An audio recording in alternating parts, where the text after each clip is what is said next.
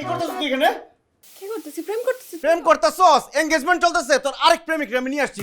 এই ভাই, এই আপনি এদিকে আসুন, এদিকে আসুন। দেখেন, দেখেন কি করতেছিস। জানা, আই ক্যান কি করছিস এক্সপ্লেইন। এনে? আমি বলতেছি তোমাকে, তুমি একটু বসো।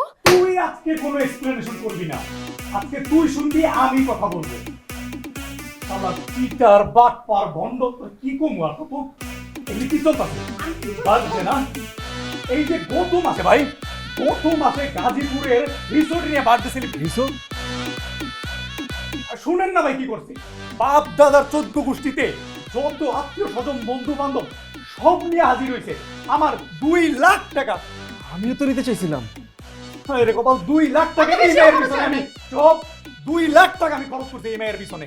প্রতি মাসে তোর বয়ফ্রেন্ড চেঞ্জ হয় আর প্রতি মাসে ওর বার্থডে হয়। চিন্তা করে দেখেন ভাই, খুব খারাপ।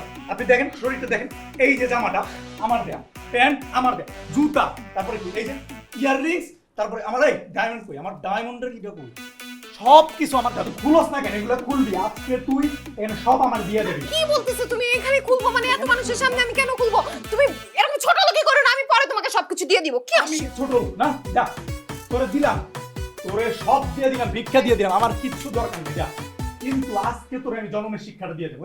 এই যে সিসিটিভি ক্যামেরা না, সিসিটিভি ক্যামেরার সামনে তোরে আমি ধোলাই দিব, যাতে কোনো গার্লফ্রেন্ড বয়ফ্রেন্ড থাকা অবস্থায় অন্য কোনো লাগে ডেটিং না দিতে পারে না।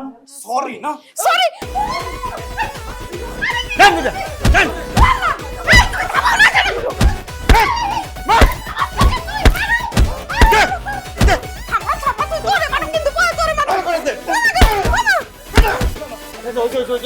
না মানুষ পরে কেস পেস খাই যাবো ভাই।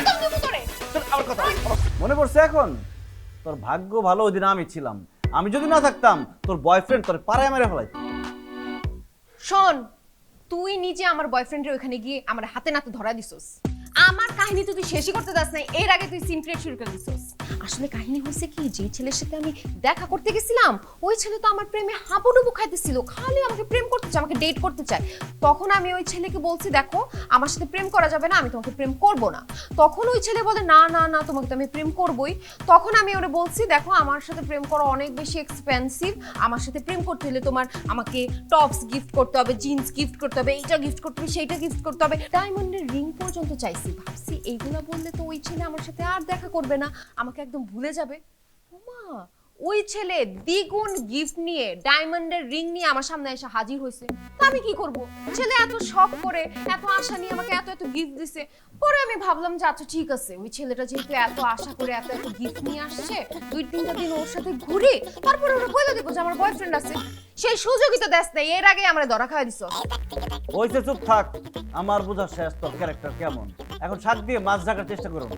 আর তুই যে আমার চরিত্র নিয়ে এত কথা বলতেছস, তোর চরিত্র কি ফুলের মতো পবিত্র?